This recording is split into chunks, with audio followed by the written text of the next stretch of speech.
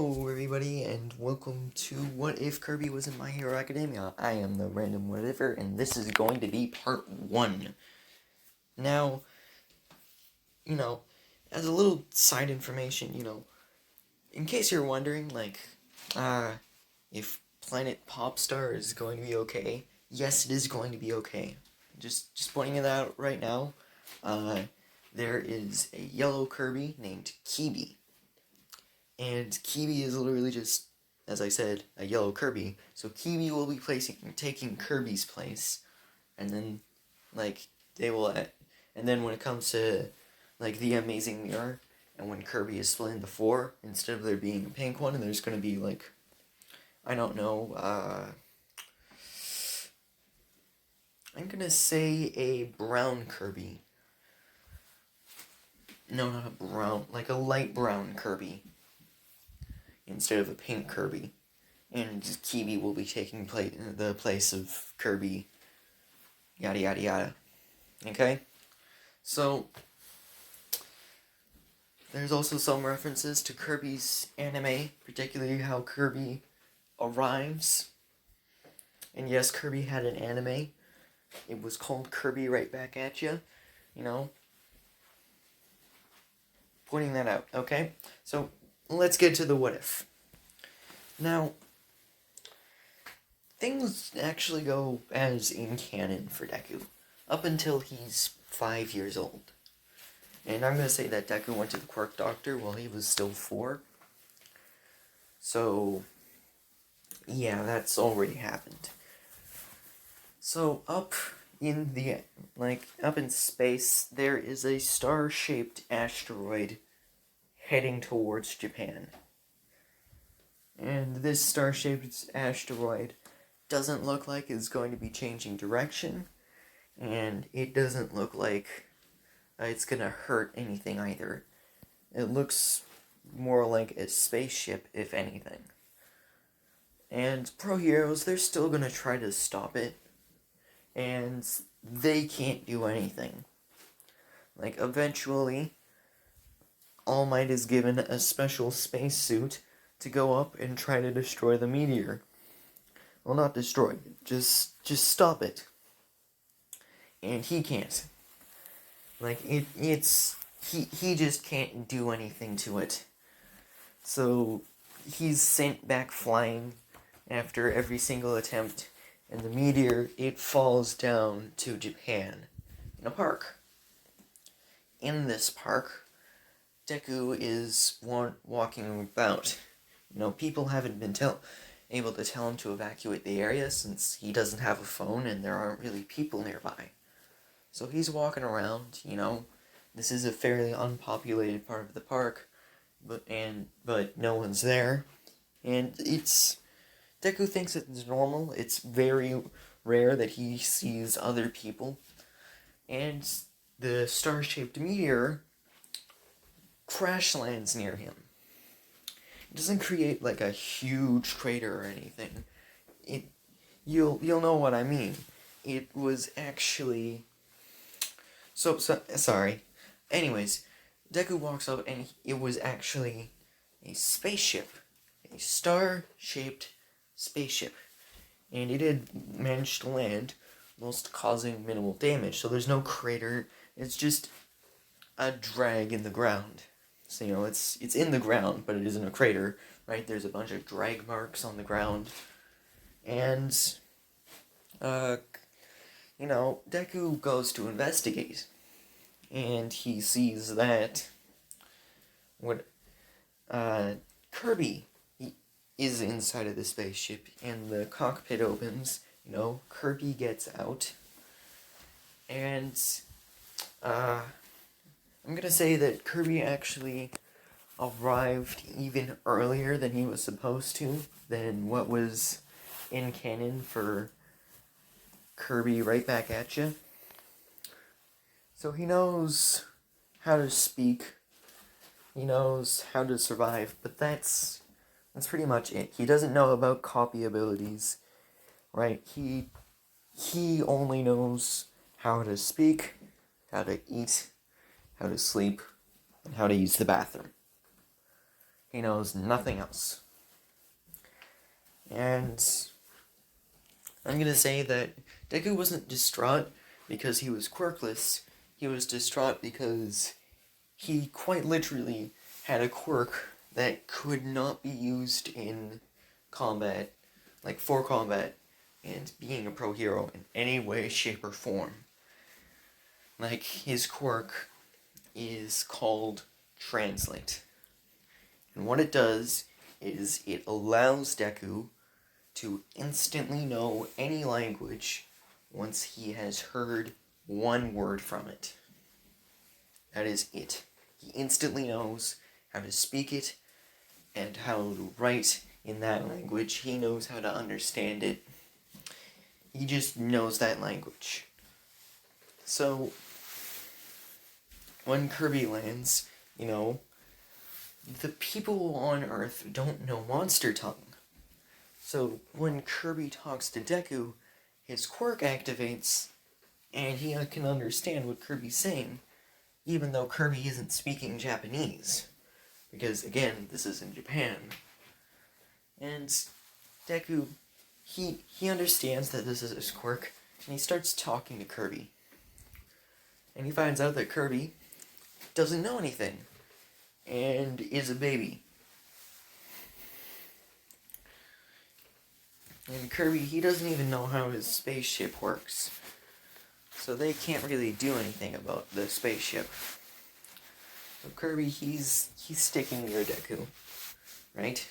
And this man appears. He's in a large trench coat.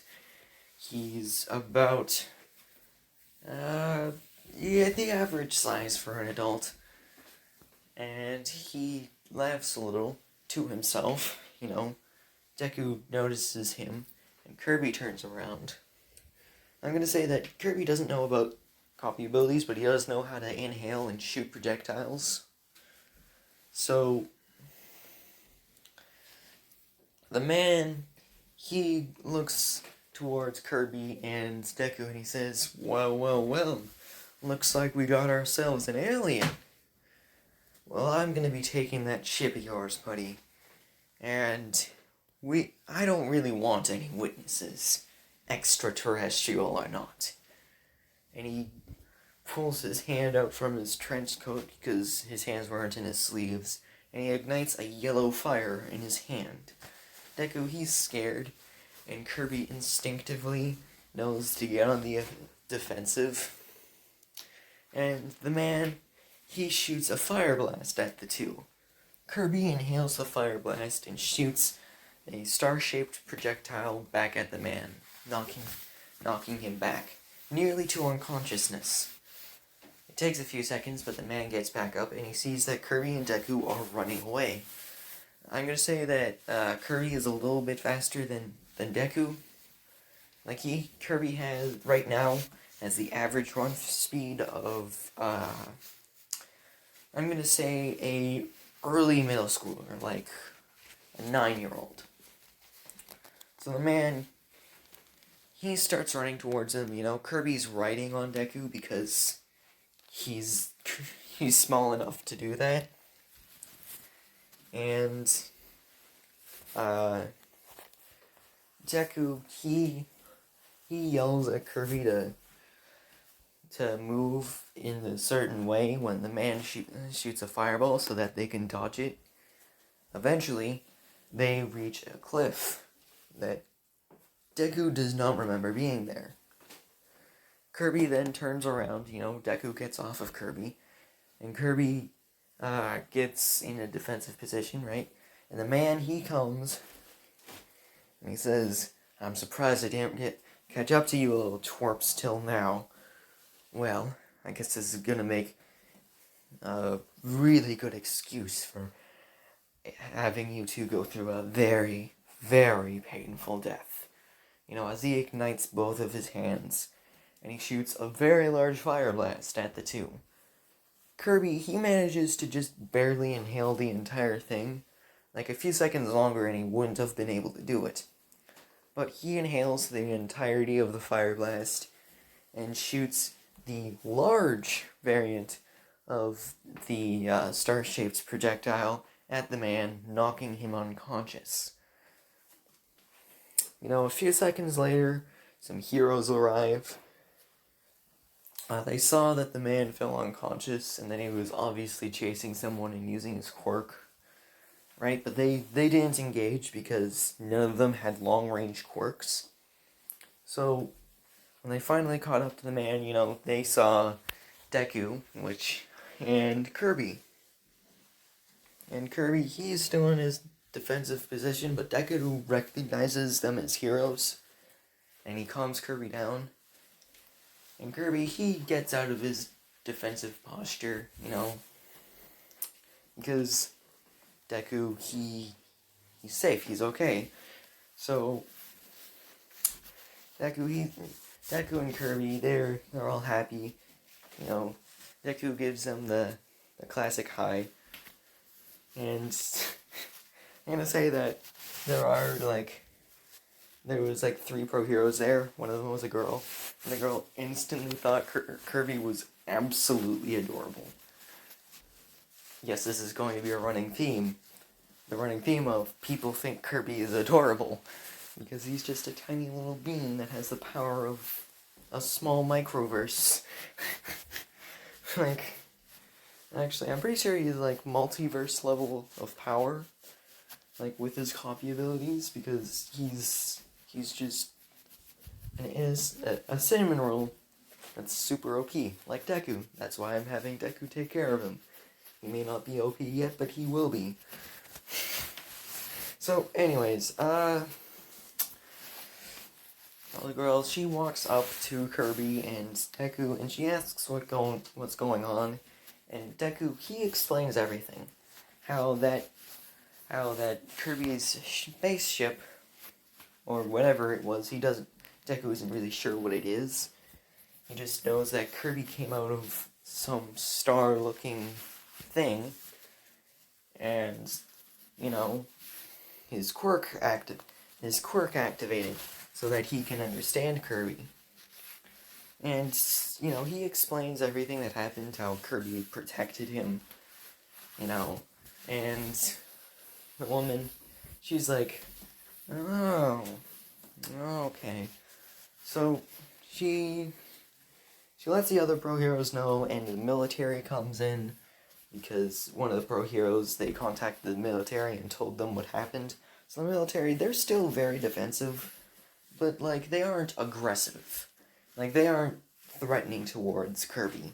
They're just making sure that Kirby doesn't go off the walls and kill someone.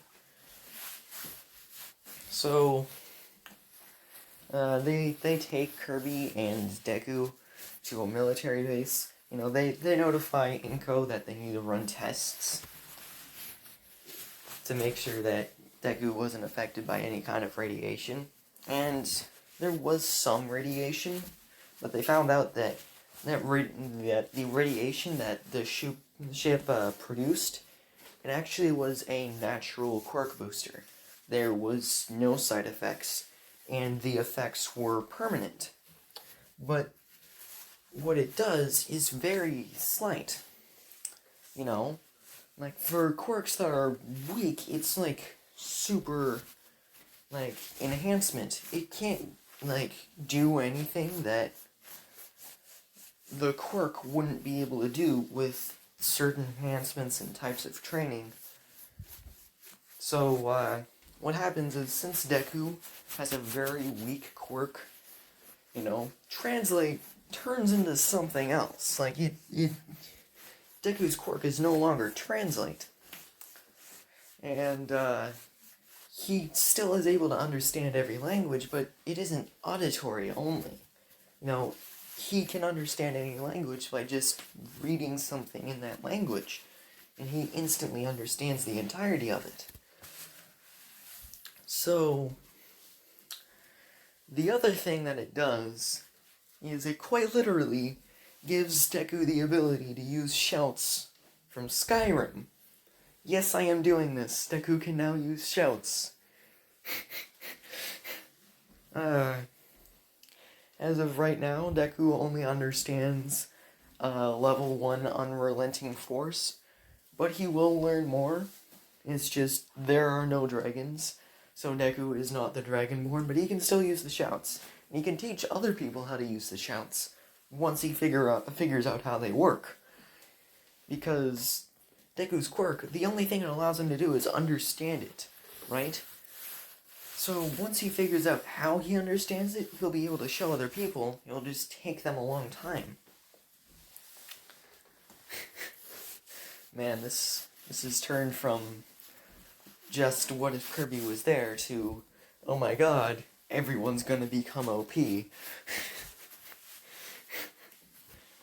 No, he isn't gonna show just, like, literally everybody. I'm gonna say that there's a certain group of people that have the requirements in order to be able to use shouts. Anyways, so, other than that, Deku's life pretty much goes on as normal. You know, he does use the unrelenting force shout to defend himself against Bakugo. But, other than that, he still gets bullied. You know, it's literally just a little bit less bullying, but the bullying itself is actually worse, because Deku can only do one thing.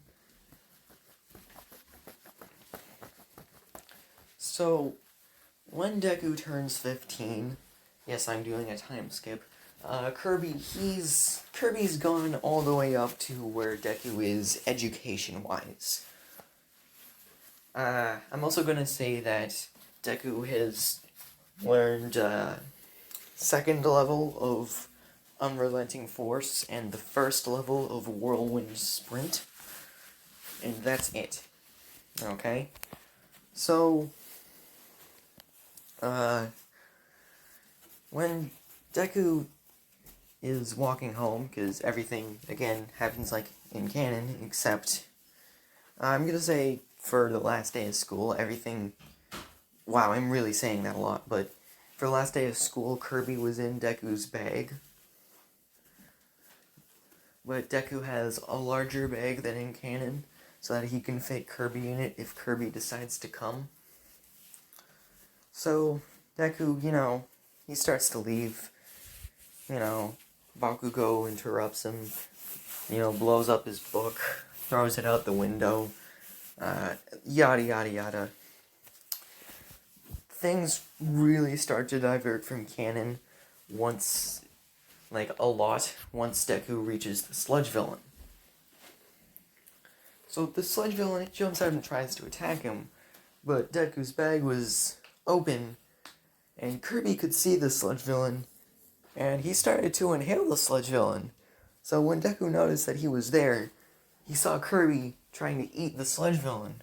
So he was trying to figure out a way to get Kirby to spit out the sludge villain and get away with his life. Eventually he just decided to make sure Kirby spat out the sludge villain, and Kirby did. You know, the sludge villain, he's kind of scared of Kirby now, but he still goes in for the attack again. You know, All Might, he releases the smash, and right before that, Kirby instinctively, closed Deku's bag. So when he was knocked back, he didn't land on the backpack out of luck. But he didn't land on the backpack. I'm gonna say that the entire interaction he had with All Might goes as canon, but Deku doesn't grab onto All Might's leg like an idiot. Instead, he walks home as in canon. All Might still drops the sludge villain. And, when Deku sees that nobody's helping Bakugo, he removes the part of his bag that Kirby is in, because it's a very special bag that can hold Kirby. He should be able to remove the pouch that Kirby's in. And he throws it aside, and he starts running towards the sludge villain. He throws the rest of his bag at the sludge villain to try and blind him. He starts clawing at the sludge villain, and uses level 1 Unrelenting Force, because Level 2 throws him back a little bit, but he uses level 1 unrelenting force to push the sludge villain off, like, a lot. But the sludge villain always regains its ground in Deku's recharge time. Because he's still gonna have the in-game recharge timer for shouts, but it's gonna be a universal timer instead of timer per shout. So, anyways, he's using the shouts. Kirby eventually opens the zipper to the bag and sees that Deku, he's about to get attacked by the sludge villain from behind. And Kirby runs out and, he attacks the part of the sludge villain that was behind Deku, just eating it entirely. And then he shoots it at the sludge villain while it's trying to regain ground after one of Deku's shouts. And All Might then comes in, pulls Bakugo out, uses the smash, and Kirby, he grabs the Deku stuff, and Deku, because Kirby is a fast boy, and he runs over to his part of the bag, because it's basically like a bed to him, so he really wants it, and then Deku, he puts the bag back together, and Kirby flies them away. Kirby, he has the ability to fly, right? So, I'm gonna say that he can carry, up to, 2 people around the same weight as Deku. So he can just carry 2 Dekus around without any problem. So, he flies Deku away, and the media noticed this, and All Might, he decided to follow Deku.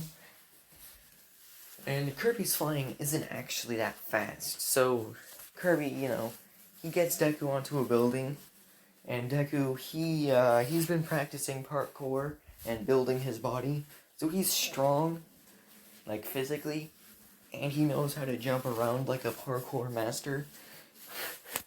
So he manages to jump 3 buildings before Kirby floats him back down and he starts to go home again. I'm gonna say that the same interaction between Deku and All Might happens, except All Might also asks about Kirby, and Deku explains his secret. And All Might says, "Well, since I know your secret, you should know mine." And he debuffs and explains to Deku one for all and all for one, the 2 quirks. And he offers Deku to be All Might's his successor. Deku accepts, and over the training period, Deku does manage to finish clearing Dekubo Beach faster.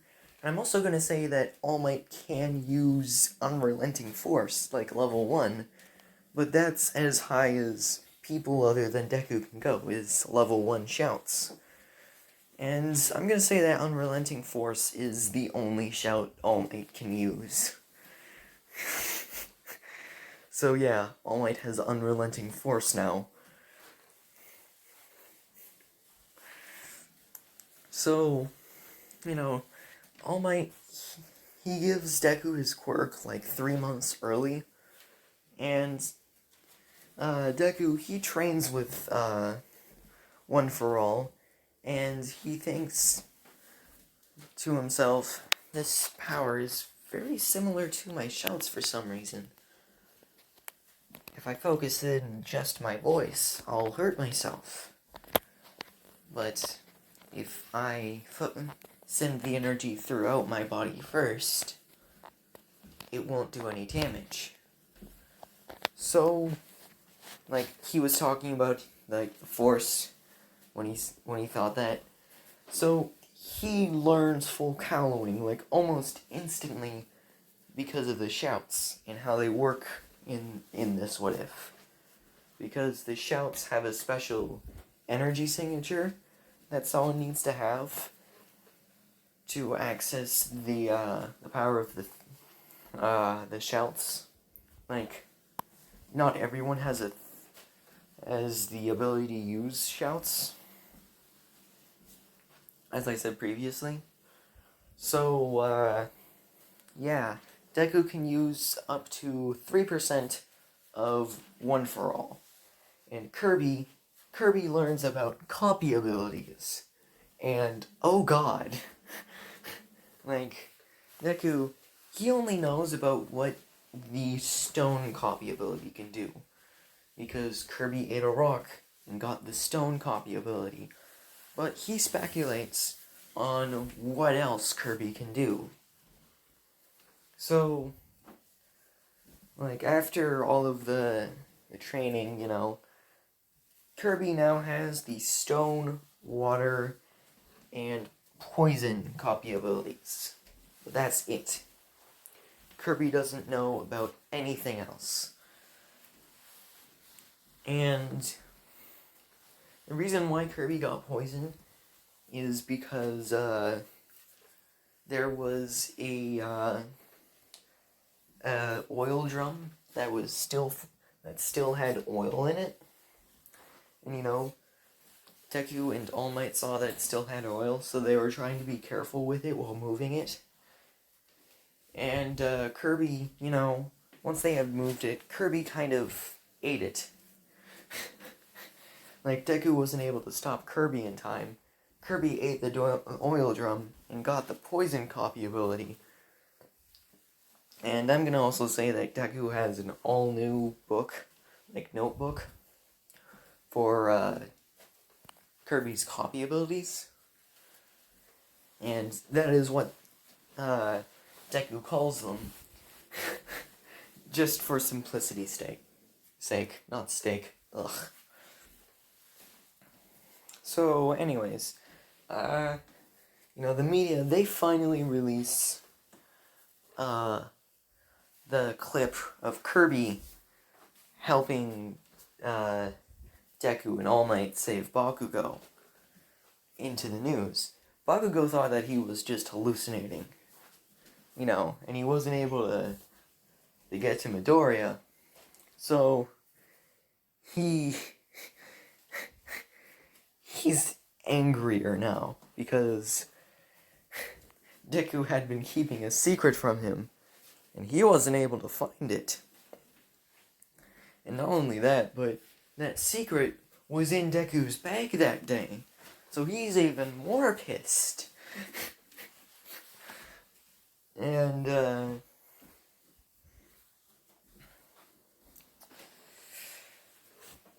yeah, the military, you know, they call up Deku, and they tell him that they basically just thank him for keeping Kirby a secret for that long. They were about to tell the world in, like, a week now that they had found an alien. And, like, they go out to the media, and the media asks them about Kirby, and they literally just flat out confirm Kirby is an alien, you know. Kirby has no hostile intentions. Kirby was found as an infant and has all of the abilities he's naturally supposed to have. So they raised Kirby properly, because Kirby is kind of similar to humans. And the fact that he needs to eat and sleep, and he has supernatural abilities. But other than that, like, you know, people, they then continue asking about Kirby, trying to find out who's taking care of him. But all they really confirmed is that Kirby's an alien. They've had this as a secret for 10 years. Kirby is not a threat. And Kirby is still technically a baby. Even though they've had him for 10 years. So, they leave. I'm also going to say that education-wise, Kirby is on the same level as Deku. Because Kirby was basically thrown into kindergarten, but not into any schools. Deku had been learning beside Kirby, even though he was still technically going to school. And Kirby is at the high school level with Deku. So when the entrance exam comes around, Deku, he's told to bring Kirby with him the day after the entrance exam, because they need to do a special exam for Kirby specifically. You know. But other than that, the entrance exam, it goes kind of different. So, on the practical exam, Deku, he gets a higher score than in canon, you know. He's just a few points underneath Momo. So he's the second smartest person in Class 1A. But when the practical exam comes around, that's when things really change. So, when the doors open to start the practical exam, Deku, he just jumps out of the crowd. Like, he wasn't interrupted by Uraraka because he was falling. Now, he jumps out, and he looks back at the crowd and tells them that there's no countdown in a real battle, but people still think he's cheating. And Present Mike, he doesn't do anything. You know, the school doesn't do anything. Ida's, like, losing his shit. And then exactly 1 minute later, Present Mike yells out, "You should have listened to him. There's no countdown in a real battle. All of you have just lost a minute." And they're all looking at him, they're shocked. And then they, like, run freaking the fuck out. Because they just spent a minute of what should have been, like, their time to collect points standing at the entrance. And the school, the teachers, they already like Deku, kind of, now, because he's very straightforward, you know, he's transparent, and he instantly knew there's no countdown to a real battle, so he just jumped. And, Deku, I'm gonna say that by this time, like, in the span of 1 minute, he's gotten 50 villain points. So, about 3/4 of the way through the entrance exam, Deku, he's defeated enough robots that he decides to stop destroying the robots and start helping students find robots to destroy. So he's going around, he's scouting the areas, and he's just telling people where robots are, you know, helping people that are in need, and he's just racking up hero points because of this.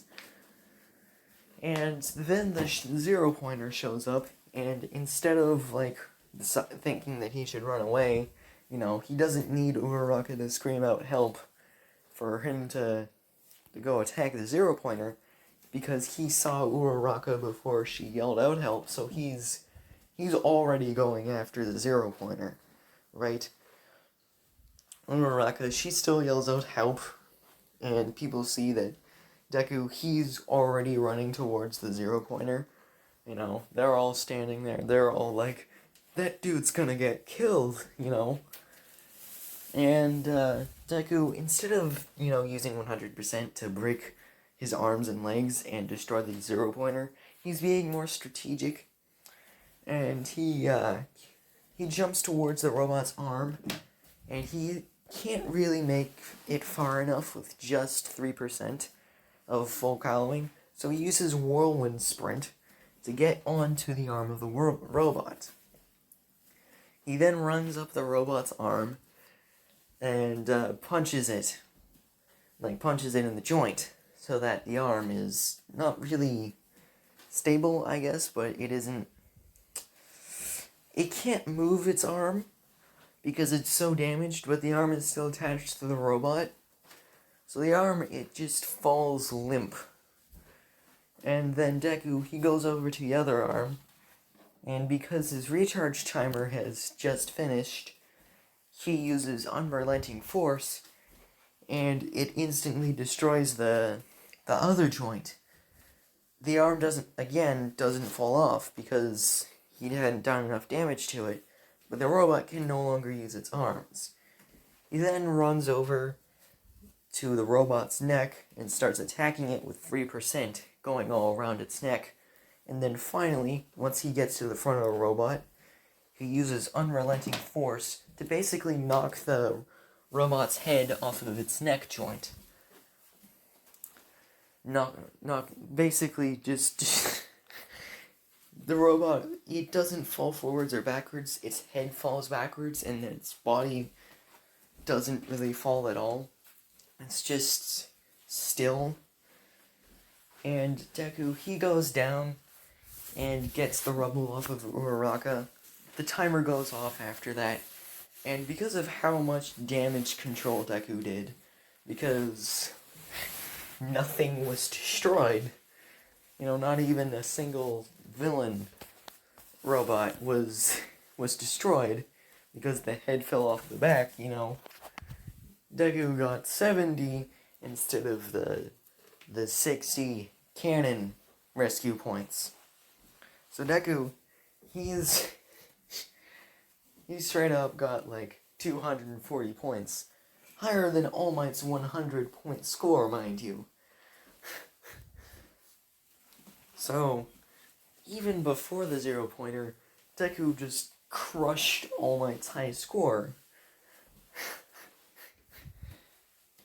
So, when he gets home, he's confident about his score, and he's hoping that Kirby will do just as good as him, even though Kirby has a special exam he needs to do. So the next day, Deku takes Kirby to UA. And there have been rumors going around about this special student that is actually the caretaker for the alien, and the alien has a special exam to get into UA. So, Kirby's exam is different from a regular hero's exam because Kirby's basically going to be following Deku around. So they're thinking, like, Deku's going to make a good example, and basically what happens is